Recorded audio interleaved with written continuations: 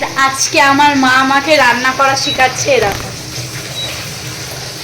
রান্না করা শেখাচ্ছে কিভাবে চিংড়ি মাছের কি জন্য বলে মা এটাকে, নাম জানি না, বলো। আমার মা এখন চিংড়ি মাছের ঝাল বলে, ওই তো ওই চিংড়ি মাছের ঝাল বলে, মানুষের এক এক ধরনের নাম, ঠিক আছে।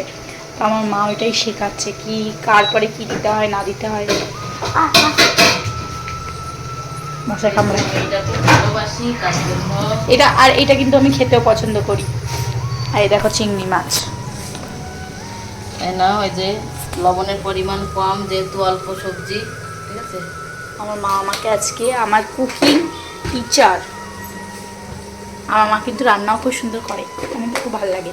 সবার কাছে সবার মা রান্না খুব ভালো না, লাগে। আমার সবার কাছে সবার মা না, কিছু কিছু যেরকম নাম নেব না, সে না রান্না ভালো করতে পারে না।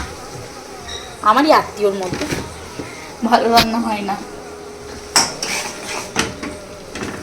তোমার হাতে ডান হাতে তিল আছে না, এসব কুসংস্কার, তাও বলছি।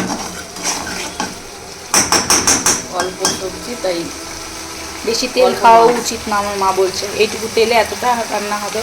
আর ওইদিকে করছে হলো, কি করছো মা? সিম, বেগুন, আলু দিয়ে, বাটা মাছ দিয়ে সবজি। আমি তো চিংড়ি মাছের ঝোলটাই খাবো, মানে চিংড়ি মাছের ঝালটাই খাবো। টাটা বন্ধুরা, আমি ব্রাশ হাতে নিয়ে আমি খালি কুকিং শিখতে এসেছি, ভাবতে পারছো তোমরা?